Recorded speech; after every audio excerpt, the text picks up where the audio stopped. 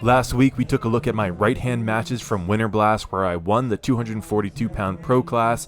This week we're going to take a look at my left hand matches. Because left arm still matters. Right?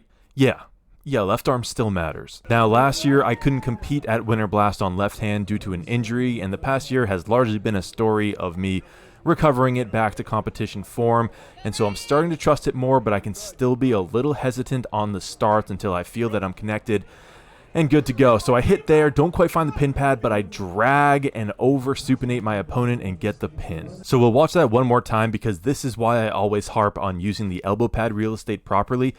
Now I go for the first pin and I don't find it, so see, I shoot forward. I bring my elbow back to the front of the pad, and that's going to allow me to do a big drag again, and while I'm dragging, I'm trying to turn him palm up even more so than he is right now to shut off his elbow flexors. So here we go, watch the big drag with a ton of wrist flexion, and that is a pinning position here. Look at my opponent.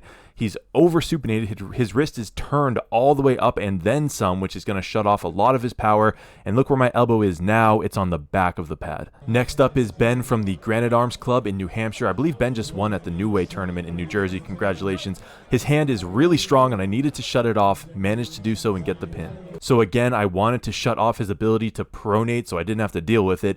And here's a still from right after the start. You can see my wrist flexion has shut off his pronation. I turned him palm up, so now he has to rely largely just on his biceps, which makes pinning a lot easier for me. So we're going through the bracket. This match was interesting. So you can see at the start, we're going to go inside, right? We're in a hook, but I don't like what I'm feeling, so I switch to a top roll and get the pin. This is why it's so important to have options on the table and not commit to just one style of arm wrestling. So here we are right after the start, inside, pretty much wrist on wrist, but I don't like what I'm feeling here, so I decide to switch to a top roll because, hey, maybe his hand is vulnerable. And also, when you suddenly switch outside, you can often catch your opponents off guard and get a pin, which is what happens here.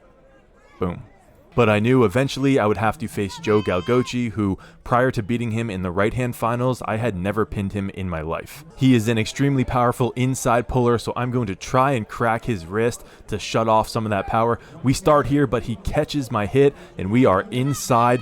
And the thing about Joe is he is relentless. I am waiting for an opportunity here to improve my position. Usually people take a sec and then surge again, but he is just non-stop pressure and eventually gets the pin. If it wasn't clear from my face, I am absolutely redlining here. I felt some popping in my elbow against Joe, which didn't hurt at the time. Adrenaline is funny like that. But it would in this match, so I'm now on the B side, I'm against Ben again, and I'm thinking, hey, don't fix what ain't broken, let's do the same thing, outside hit, and you can see, all of a sudden, it hurts. Fortunately, I have a girlfriend who's always down to arm wrestle with me, highly recommend finding one of those, and I find a few angles where it doesn't hurt that bad, one of them being very high and outside, but it's just not there. Joe gets me again in the finals to win the whole thing. So that's my Winter Blast story. I got first place on right hand, beating Joe for the first time ever, and second place on left hand, which is alright because it gives me something to hunt for next year. The first place trophies are absolutely awesome, by the way. Great job, Winter Blast team.